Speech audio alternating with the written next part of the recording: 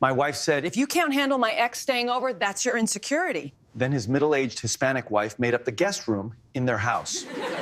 She said it like she was doing me a favor. If you can't handle my ex staying over, that's your insecurity. She didn't even look up when she said it. Just kept scrolling on her phone, confident, already decided. The guest room door was open behind her, the bed freshly made, clean towels folded like she was preparing for a hotel guest, not the man she once loved. I stood there longer than I should have. 7 years of marriage, and somehow I was the one being framed as unreasonable. "When is he coming?" I asked. She finally looked up, surprised by how steady my voice was. "Saturday afternoon." "Just for the weekend," I nodded. "All right." That caught her off guard. She expected an argument, accusations, maybe even tears. Instead, I turned and walked into the garage, closing the door behind me. That night, I didn't sleep much. Not because I was angry, but because something had shifted. The late texts. The sudden privacy. The way she'd started talking about me like I was predictable, boring, safe. I'd ignored it because marriage is supposed to be built on trust. But trust doesn't mean blindness. By morning, I had made 3 decisions. First, I opened a new bank account and quietly redirected my paycheck.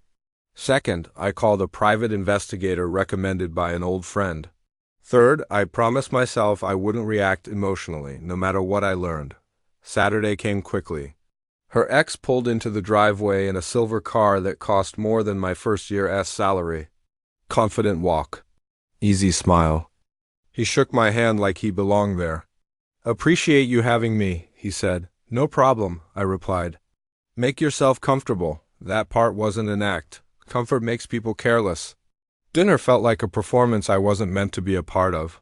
They laughed at memories I wasn't included in, inside jokes. Looks that lingered just a second too long.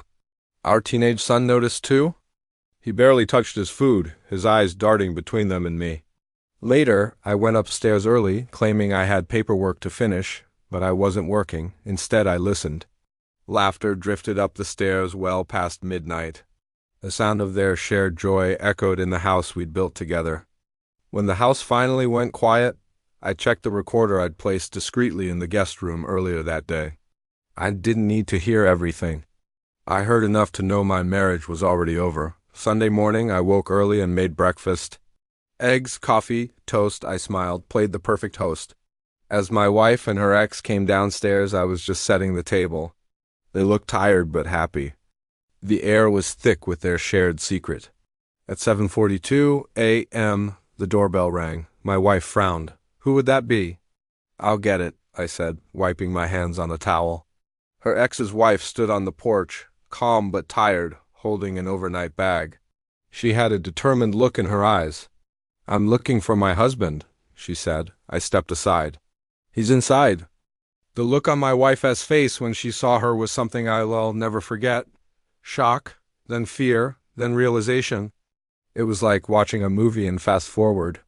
The truth unraveled right there in our kitchen, raised voices. Weak denials that quickly crumbled, then a heavy, suffocating silence, then departure. By noon, the house was empty except for me and my son. He sat at the kitchen island, staring at the half-eaten breakfast. "I'm staying with you," he said quietly, not looking up. I put a hand on his shoulder. "That's your choice." Over the next week, everything came out. The private investigator's report was clinical and devastating. It confirmed the affair wasn't new. There were hotel stays logged with dates and times. Shared accounts I knew nothing about. Money transferred in small amounts she hoped I wouldn't notice. There were even plans for them to leave, plans funded with money she took from our shared savings. The divorce process was surgical, no shouting matches. Just documents, evidence, and consequences. She tried to negotiate when she realized I wasn't bluffing. She tried to minimize her actions, to shift the blame back to me. Even bringing up that initial conversation about my insecurity, it didn't work. The court ruled quickly once the financial fraud became clear. The evidence was undeniable. The house stayed with me and my son. Custody was my son's choice, and he had already made it.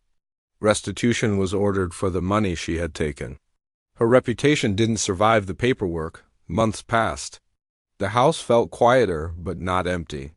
It felt peaceful, honest. The constant tension I hadn't even realized was they had finally lifted. One evening, my son asked me something that stuck with me. We were watching a movie, and out of the blue, he said, "Why didn't you fight her when she first said it was your insecurity?" I thought about it for a moment, remembering that cold, dismissive look on her face. "Because sometimes the strongest move isn't arguing," I said. "It's paying attention." The fight was already over. I just had to decide how I wanted to leave the ring. A year later, I ran into her by chance at a grocery store. She looked smaller somehow, less certain. The confidence she used to wear like armor was gone.